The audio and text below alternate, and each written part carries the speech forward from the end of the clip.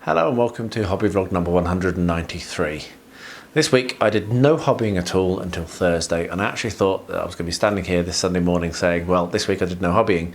But then suddenly I got the urge and I've really cracked on, and I've finished a project and continued another project and worked on a third project, and it's been a really productive last few days, which is cool.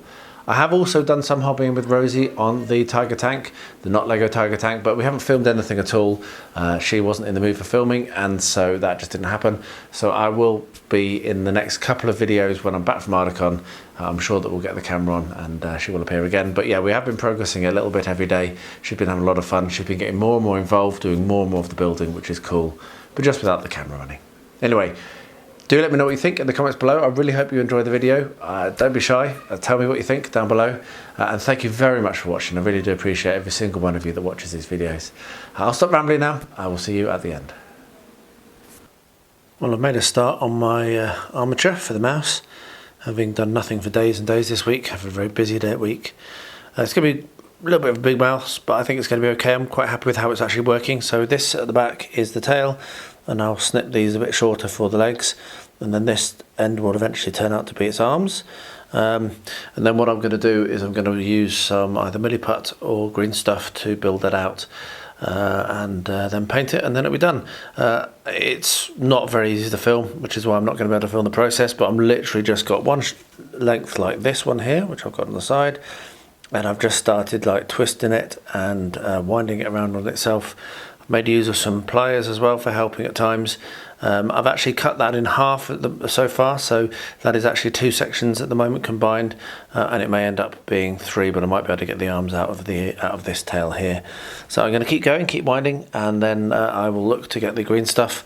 I'll try to get some more footage if I can, but it's just very, very difficult. It's very fiddly, and it's hard to keep the camera in focus. Well, there we are. So I'm going to leave that now and come back to it later. You can see I've got the body and the head kind of roughed in there. Might need to point the nose down a little bit more, actually looking at it from this angle. But yeah, it's not terrible, it's not brilliant, but then I'm not a sculptor. Hopefully when it paints up it will give the impression of being a mouse. I've got a fair bit more to do on it though, of course.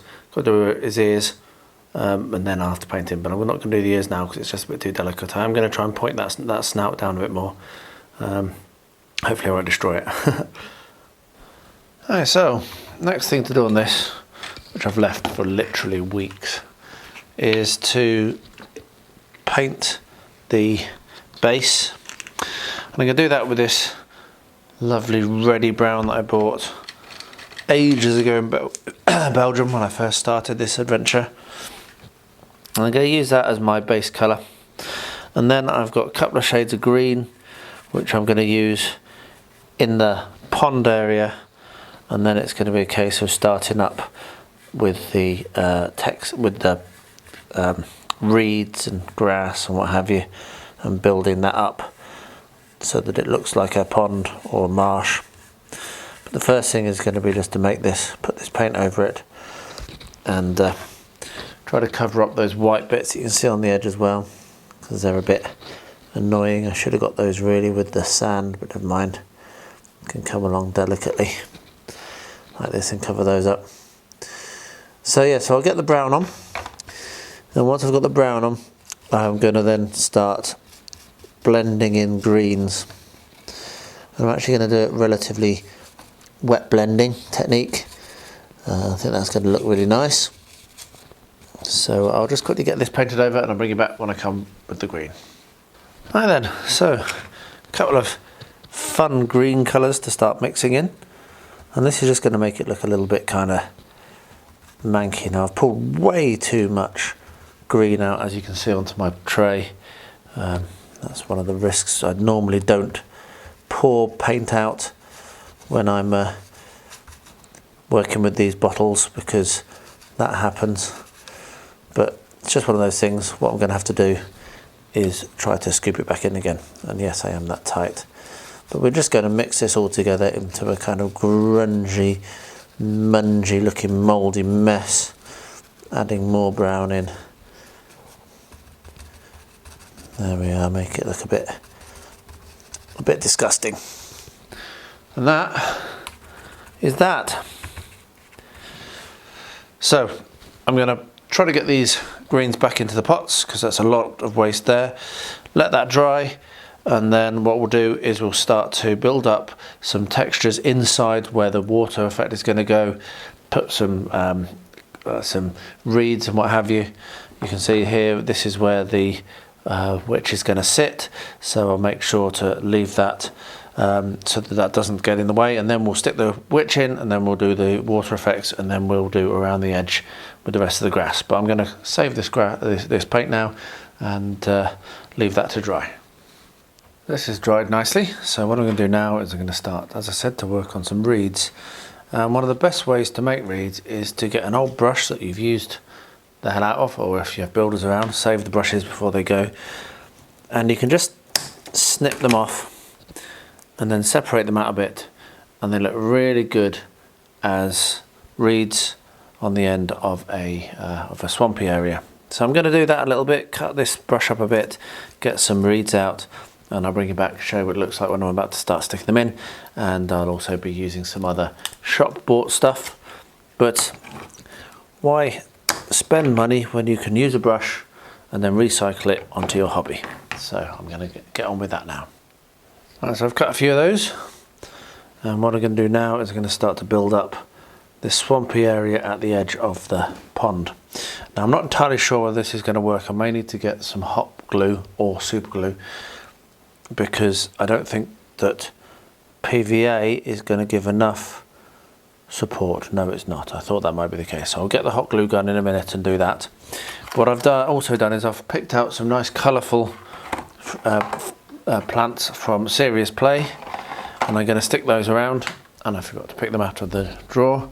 But I also have this hay that I use quite a lot, and some dead brushes, which I'm just going over for now. So I will be building up all around the edge of this using these materials.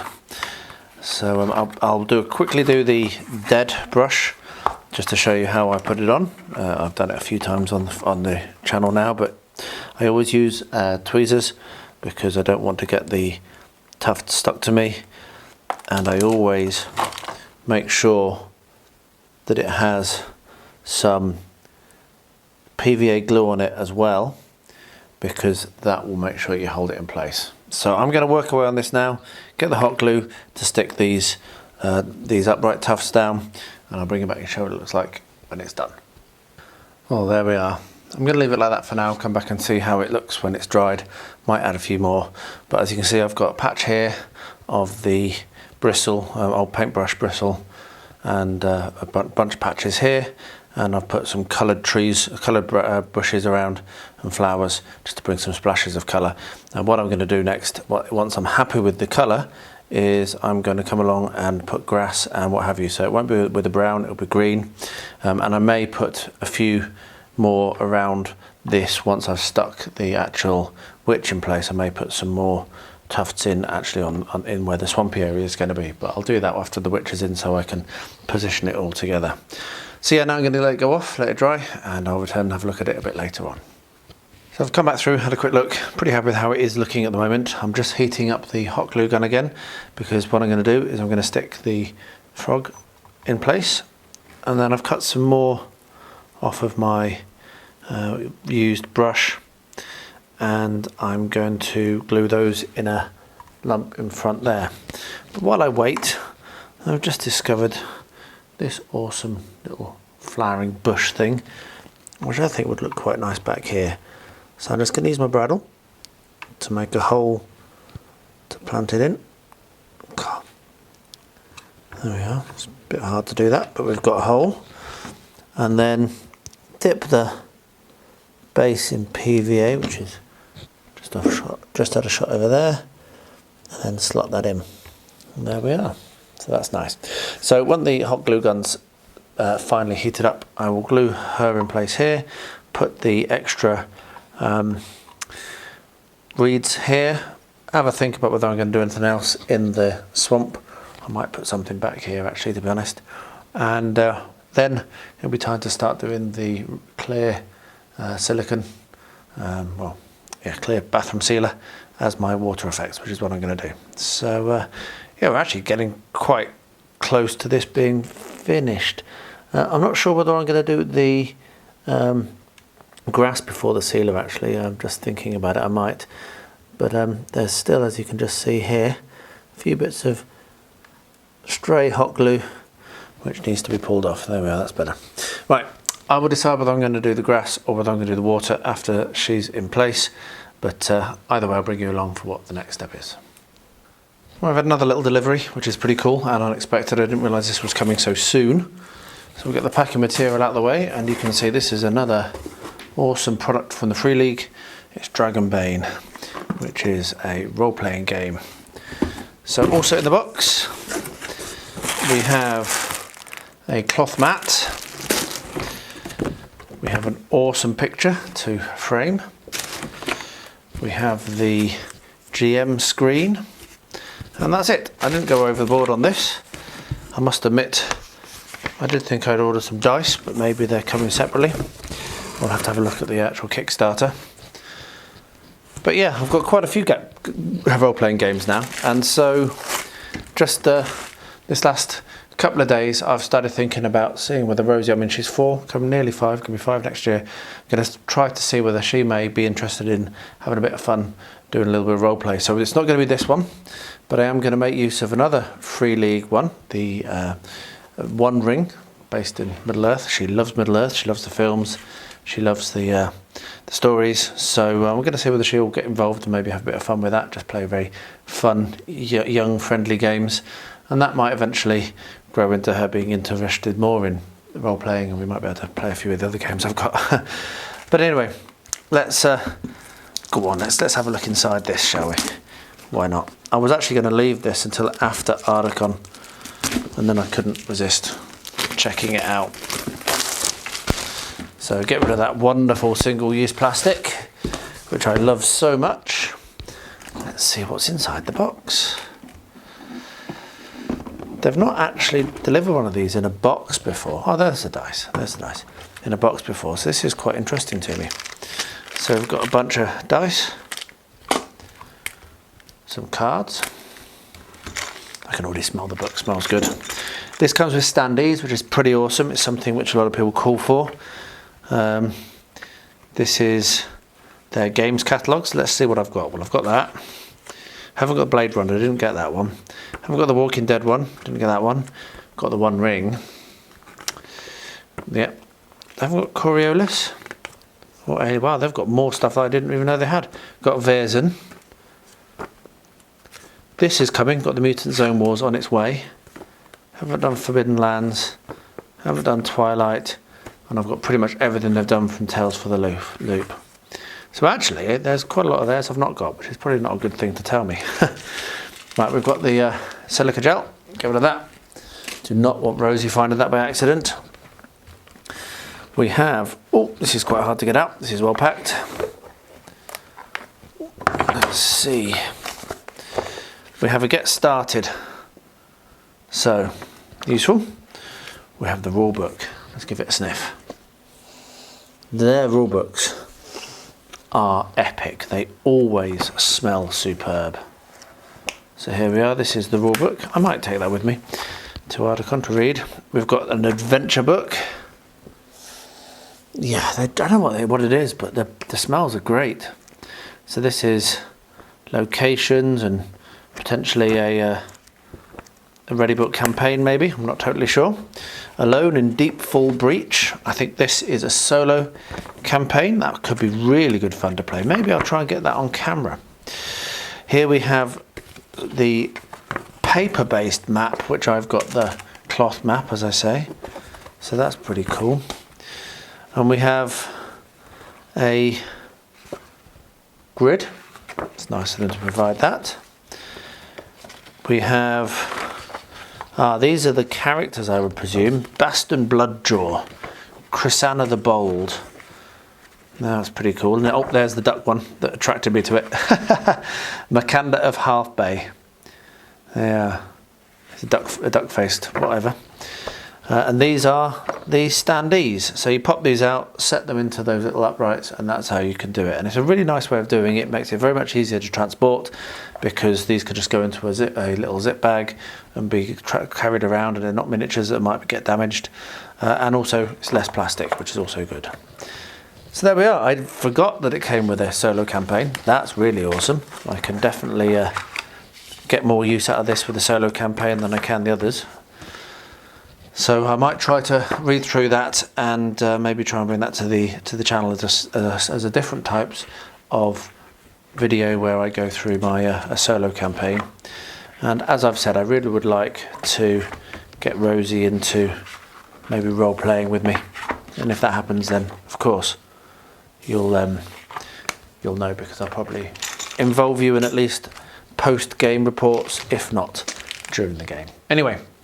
That was a much longer clip than I expected, because I didn't think I was going to unbox it, but why not? Thank you very much, Free League, for another awesome Kickstarter. Just painless. I wish more Kickstarters were like that. That will go on the shelf now, and hopefully, fingers crossed, I'll get to it sooner than I often get to things. Alright, so now we need to make some ears for this mouse. So I've just mixed up way too much milliput, as is always the case, or often the case. Traditionally, so I might make use of some of this spare to just do a little bit of touch up on the actual body. But what I'm going to do is I'm going to cut out a little section like that, a little bit, and then I don't know if this is going to work, but I'm going to try to shape it and mould it around the end of this little tool here, so that it's a little cup shape like that. And then hopefully I'll be able to stick that on. I'm going to put that way out of over here so I don't lose it.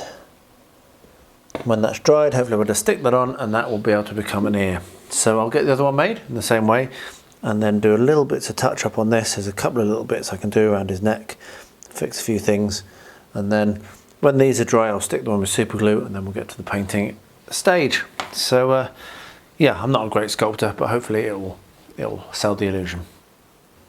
Alright, so I've decided I'm going to do the static grass. So I've got some dead static grass and some autumn static grass, and I think that's going to be a good mix. So I'm going to put a little bit, half and half, into my Warworld Scenics Progress Micro, which I've started using more than the big one for these sorts of small projects. So we'll just put a little bit of each in and then give it a bit of a mix up to give it a bit of a varied look. There we are. And then I make use of the fast tack glue from, we dropped it from the same company. That was close, wasn't it? That would have been catastrophic. So what we do here, and I've done this on the channel a fair bit, but I'll show you again anyway, is anywhere you want to put some static grass, you put some glue, obviously. Now I'm not going to cover the entire area. I want there to be some bits of brown showing through. Otherwise, what was the point of putting the brown on there? So yeah, so we'll just spread that around, and you can either use an old paintbrush or your finger to smudge it a bit. And then once we've got that on, we then will turn the static grass applicator on and start to spread the good stuff. So the way this works, if you've not seen one before, is you have a little kind of like peg, and you shake this and it lifts it up with static, and then when you're done you tip it up and shake it off. So there we are. Doesn't take very long. There we are. And there we have some nice grass going on around the edge of the pond. Right, so I'll finish the rest of this and then bring you back for the water effects, which is going to be the last bit to do on this, which is awesome. Right, so I've just finished doing the static grass, and I decided that actually what I want to do is put a little bit more of this brighter green into the swampy area, because it's all a little bit dull and I wanted it to look a little bit more kind of radioactive and horrible. So I'm just going to come along now with an old brush and put some brighter patches. It will dull down as it dries, and if I decide I don't like it, then I can always put something else over the top as well. But I think this is just going to lift the piece a bit, and it was looking a little bit kind of dull and samey, green, dark green, brown. That should just make it a little bit more luminescent underneath the water effects when I come to it. So yeah, let that dry and then do the water effects, and then it'll be done. Well, I've been working at a stupid pace on Tawny, and now I need to take a bit of a break. Ardacon is next week, and so what I'm going to do is I've just received this awesome box set. So I'm going to stick episode 1, series 1 on, and I'm going to see what I can do about getting a little bit more assembled here of my Quickbeam. So it's been a long time since I've looked at this, maybe a month, 6 weeks, maybe even longer. So I'm going to try and work through the instructions. I remember last time finding it quite complicated. They're not very clear which branch is which. So I'm going to sit, put that on, have a giggle at Red Dwarf, and see whether I can't get this assembled fully. So fingers crossed I managed to make some good progress. It'll be nice too. But yeah, we'll just see how it goes. But at the very least, I'm going to relax for a bit while I hobby. Well, I watched the entire first series of Red Dwarf, and yeah, that's funny. I highly recommend it. That was a really enjoyable evening. And I also got the entirety of this model, Quickbeam, put together. And in the end, while there were a few confusing bits and I may have made some mistakes, I'm pretty happy with how he's looking. And I'll now get that primed and painted. And that's another project just a little bit further along. And hopefully that will continue this slight burst of energy after Ardacon, because probably this is pretty much the last hobbying, nearly the last hobbying I'll do before I go. So yeah, I'm very pleased that I did that. It was a really enjoyable evening, and yeah, I've been wanting to get this done for a long time. So pretty happy. If you are going to put this model together, just take your time. Clean all of the, don't try to work it out by looking at the pictures, because the pictures are terrible. Take the branches off, clean them off really well, get all the burrs off from the joints, and then dry fit them, because that's the only way you're going to be able to really tell which one it is. Because I mean, it's probably not going to work that very well, but I mean, how can you tell which shape that is? It's end on to anything coming towards you, or to any shape to the actual branch. It's just rubbish instructions. But now, prime it, paint it. I will show what it looks like when it's primed and painted, and then we'll get on to basing. Oh, next day, I'm much happy with how that is now looking. So the next and final thing to do is to get the clear bathroom sealant. It's not silicone, because it's a yeah, it's not made of silicone. It's but it is the sealant you use on your bathroom, and I use this a lot for making water effects, 'cause it works really well. What I have is I have some 99% alcohol inside this chutney jar, and alcohol can be used really well with this stuff to smooth it out and give it texture, or give it little ripples if that's what you want. So it's quite a nice little technique. So what you do is find that you've got a blocked tube. Oh, there it is, it's coming out now. What you do is you squirt it on, and I think I haven't cut this tube enough to make it an easy squirt, but I'll probably open it up a little bit once I've stopped filming. But anyway, so we're going to squirt that on into an area where you want your water. Cool, that's tight. Oh, there we are. Yeah, I'm going to need to open that out. That's a little bit tight.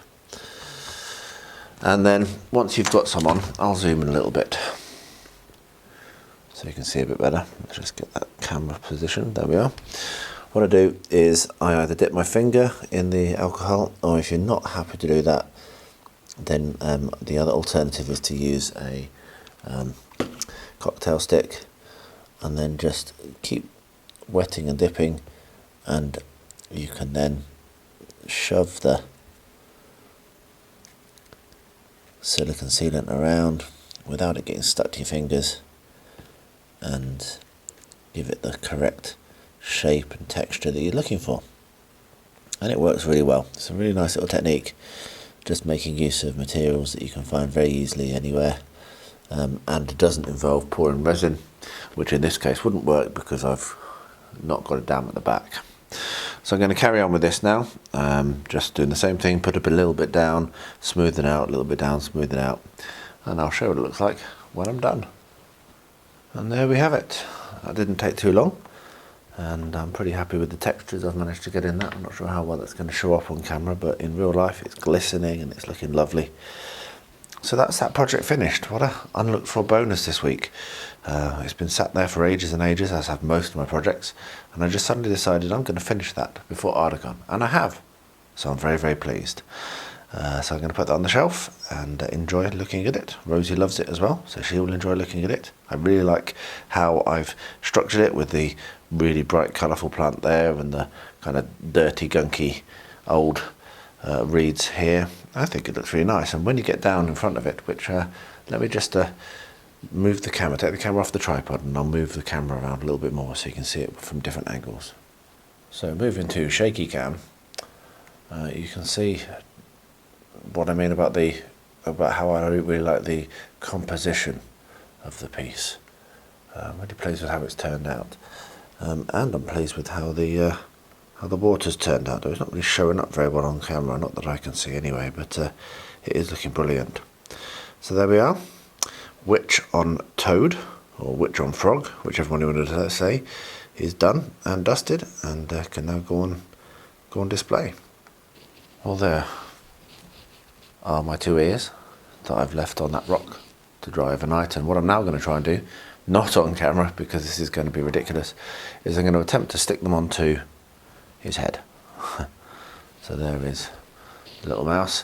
So I'm going to get some super glue, some tweezers. I'm probably going to put the super glue onto something, dip the ears into the super glue on the tweezers, and then put them on top of the piece, and hopefully that's going to work, because if it doesn't work I've got absolutely no idea how else I'm going to do the ears. So we're going to give it a try. The other thing to point out is I did manage to find myself another tree, so I have positioned that in the right place here, just tucked behind this rock. So yeah, we're rapidly approaching done. Once I've got this mouse made and painted, then that's the last bits, which is really good. Very, very pleased. I'm really happy with how it's turning out, actually. This very, very happy with the with it. I think it looks really similar to the thing. The only thing I'm disappointed about, and I'm still trying to work out, is how I can potentially get the words. Now I've finished painting and texturing. I am wondering if very carefully I couldn't handwrite them on in here, but that risks ruining the whole thing. But I would like to, so we shall see. For now, the super fiddly thing of getting these ears glued on. So I'll show you what they look like when I've finished, if I don't completely destroy the piece. Well, there we are, my attempt at a mouse. I did just show it to Rosie, and she this time said it looked like a mouse, not like some other creature, which is what she said before. So that's now ready to be painted. So I'm going to prime that up and then paint it just in light browns and whites. Hopefully it will give the impression I'm looking for, and then I'll be able to glue everything together, and then I'm going to see whether I'm going to be able to write on the base. But the problem is, with this in the way, it's actually quite constricted. It's quite hard to get in with that tree in the way there, so I'm not sure if I'll be able to or not, but I'm gonna have a go anyway. I'm gonna try. Right, let's get to painting, and I'll bring you back when I've done that. Well, there we are. Like I say, quite a lot done in 3 days, and I went back to my normal regular habit of just doing a little bit every now and then, and got loads done. And it's really cool to get the Frog Witch finished. That's been hanging over me for a while. I've been staring at Quickbeam so often. So every day I look at him, and now he's made, so I can prime him, get him done. That's really, really cool. I've got a bunch more things and loads more projects that are ongoing. I've got so many projects ongoing, and next week you'll find out about them, because my plan, hopefully I'll get this done, because I'm going away next week. I'll be away from Tuesday to Tuesday at Ardacon. My plan next Sunday is to put a video together to show all of my outstanding projects, just as a bit of a kind of filler vlog, and also for myself, because it'll be nice to kind of record down and see exactly what I've got going on. So you can look forward to that next week. But for now, I hope you enjoyed this video this week. Let me know what you think. As I said, I read all the comments. I reply to every single one of them, so don't be shy, do say hello. And yeah, if you could made it this far, I really, really appreciate that very much. So I'll wrap up by saying, as I always do at the moment, still going on, tragically, horrendously hate it. But if any of you are impacted directly or indirectly by the horrific war in Ukraine, then my thoughts do go out to you and anyone you know who may be in that terrible situation. And to everyone, please do stay healthy, stay safe, and stay well.